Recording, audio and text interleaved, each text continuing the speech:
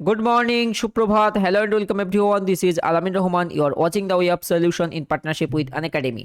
আজ আমরা চর্চা করব 9th অক্টোবরের কারেন্ট অ্যাফেয়ার্স প্রথম থেকে শেষ পর্যন্ত পর্বটি তোমরা দেখতে থাকবে। চ্যানেলে নতুন হলে অতি অবশ্যই সাবস্ক্রাইব করে বেল আইকন ক্লিক করে নেবে। আমাদের channel Monday to Saturday class হয়ে থাকে, ক্লাসের রুটিন দেখতে পাচ্ছ।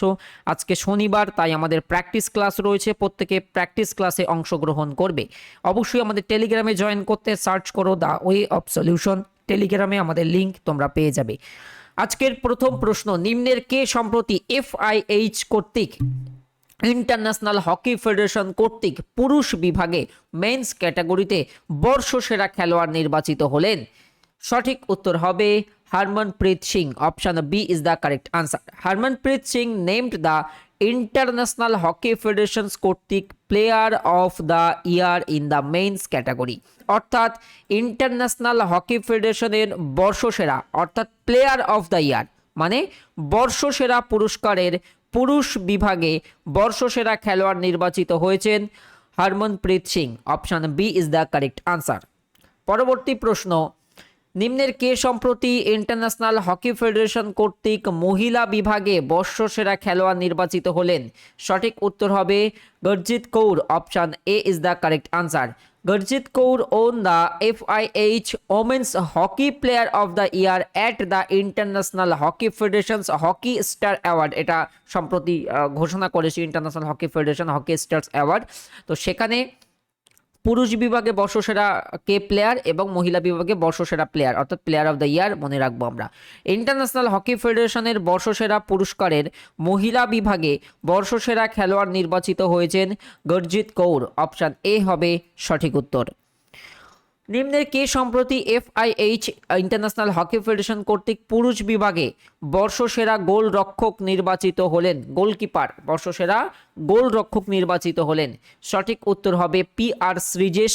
অবশ্যই এটা পুরুষ বিভাগে। Option A is the correct answer. তাহলে এখানে তোমরা মনে রাখো গোলকিপার অফ দ্য ইয়ার অর্থাৎ বর্ষসেরা গোলরক্ষক হয়েছেন P R Sreejesh in men's category and Savita Punia in women's category. International hockey ফেডারেশনের যে বর্ষসেরা পুরস্কারের সেরা গোলরক্ষক হলেন পি আর শ্রীজেশ পুরুষ বিভাগে এবং সবিতা পুনিয়া মহিলা বিভাগে। মনে রাখতে হবে এই কয়েকটা প্রশ্ন এই জায়গার। প্রতি বছর কবে ভারতীয় বায়ুসেনা দিবস ইন্ডিয়ান এয়ারফোর্স ডে পালিত হয়? এখানে কিন্তু আমাদের প্রশ্ন আসে আইএএফ ইন্ডিয়ান এয়ারফোর্সের মটো কি? তো আইএএফ এর মটো কি? Touch the sky with glory, সগৌরবে আকাশে স্পর্শ করো, আইএএফ এর মটো মনে রাখতে হবে। তো প্রতি বছর কবে ভারতীয় বায়ুসেনা দিবস পালিত হয়? সঠিক উত্তর হবে 8ই October. Option C. Air force day is celebrated every year on 8 October. This day এই দিন mark as the anniversary of establishment of Indian air force IAF in the year of 1932-তে যে এস্টাবলিশমেন্ট হয়েছিল এই কথাই 8 অক্টোবর কিন্তু এয়ারফোর্স ডে পালিত হয়। অন অক্টোবর 8 এই বছরের 8 অক্টোবর ইন্ডিয়ান এয়ারফোর্সের সেলিব্রেটস হচ্ছে কততম? 89তম 89th অ্যানিভার্সারি। তো option C is the correct answer. এবং মোটোটা মনে রাখবে, মাঝখানে পিএসসির একটা পরীক্ষা এসেছিল, touch the sky with glory. 2021 সালে নোবেল শান্তি পুরস্কার কে পেলেন? শান্তিতে নোবেল পুরস্কার পেলেন কারা? দুইজনের নাম এবারে আমাদের মনে রাখতে হবে। যদি আমরা 2020-র কথা বলি, লাস্ট ইয়ারে পেয়েছিল ওয়ার্ল্ড ফুড প্রোগ্রাম, কি বললাম? WFP, রোম ইতালিতে যার হেডকোয়ার্টার অবস্থিত। বিশ্ব খাদ্য কর্মসূচি বা ওয়ার্ল্ড ফুড প্রোগ্রাম পেয়েছিল 2020 সালে নোবেল পিস প্রাইজ। তার আগে 2019-এ আবি আহমেদ পেয়েছিলেন। তো 2021-এর শান্তিতে নোবেল পুরস্কার দুটোই হবে উত্তর, অর্থাৎ মারিয়া রেসা এবং Dmitry Muratov. Option C, A and B both. দেখো, Maria Ressa and Dmitry Muratov awarded the Nobel peace prize for 2021। 2021-এর নোবেল শান্তি পুরস্কার জয়ী হলেন মারিয়া রেসা ও দিমিত্রি মুরাতভ। অপশন সি অর্থাৎ বোথ উভয়ই হবে সঠিক উত্তর। The Nobel peace prize 2021। নিম্নের কে সম্প্রতি টিকা সরবরাহের জন্য ভ্যাকসিন সরবরাহের জন্য ড্রোন ব্যবস্থা, ড্রোন ব্যবস্থাটির নাম হচ্ছে ড্রোন। এই ব্যবস্থার সূচনা কে করলেন? সঠিক উত্তর হবে আমাদের union health minister Mansukh Mandaviya. Option C is the correct answer. Mansukh Mandaviya, union minister for health and family welfare, launches drone. এই জায়গায় নামটা এইভাবে মনে রাখবে অবশ্যই, ড্রোন, যেটা ICMR drone base vaccine delivery model. অর্থাৎ কেন্দ্রীয় স্বাস্থ্যমন্ত্রী মনসুখ মান্ডভিয়া ICMR এর ড্রোন ভিত্তিক টিকা সরবরাহ মডেল অর্থাৎ ভ্যাকসিন ডেলিভারি মডেল, যার নাম ড্রোন ব্যবস্থার সূচনা তিনি করলেন। সঠিক উত্তর অপশন সি, ড্রোন ব্যবস্থা। আচ্ছা, এখানে আমরা হোমওয়ার্ক নিয়ে কথা বলবো, সেক্ষেত্রে যারা নতুন দর্শক অবশ্যই ডু সাবস্ক্রাইব। প্রথম ভারতীয় হিসেবে অর্থনীতিতে নোবেল পুরস্কার কে পেয়েছিলেন? সঠিক উত্তর অবশ্যই অমর্ত্য সেন। আর আজকের হোমওয়ার্কে জানবো আমরা যে 2020 সালে শান্তিতে নোবেল পুরস্কার পেয়েছে কোনটি। যদি আমি একবার বলে দিয়েছি, তবুও প্রত্যেকে কমেন্টে আনসার করার চেষ্টা করবে। আই হোপ প্রত্যেকে আনসার করতে পারবে, প্রত্যেকে করবে। অ্যান্ড যারা টেলিগ্রামে নেই, অবশ্যই the way of solution search করলে টেলিগ্রামে জয়েন করতে পারবে। ফোর্বস ইন্ডিয়া রিচ লিস্ট 2021, অর্থাৎ ফোর্বস কর্তৃক ধনী ব্যক্তির তালিকা সম্প্রতি প্রকাশ হয়েছে। 100 জন ধনী ব্যক্তির তালিকা। এই 100 জন ধনী ব্যক্তির তালিকায় একদম শীর্ষে সঠিক উত্তর অবশ্যই Mukesh Ambani. Option A is the correct answer.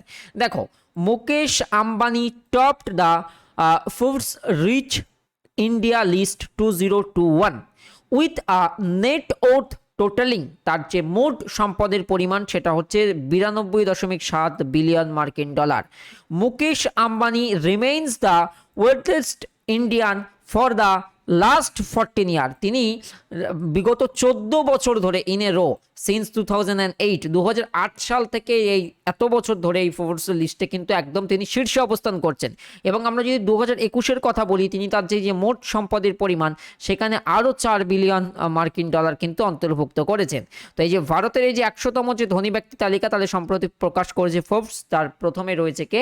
Mukesh Ambani, for last 14 years in a row since 2008। নিম্নের কে সম্প্রতি পারাদীপ পোর্ট ট্রাস্ট, বলো তো এটা কোন রাজ্যে অবস্থিত? কমেন্টে জানাবে। পারাদীপ বন্দর কোথায়? কমেন্টে জানাবে। তো এই পোর্ট ট্রাস্টের চেয়ারম্যান কে নিযুক্ত হলেন? সঠিক উত্তর হবে PL Haranadh. Option B is the correct answer.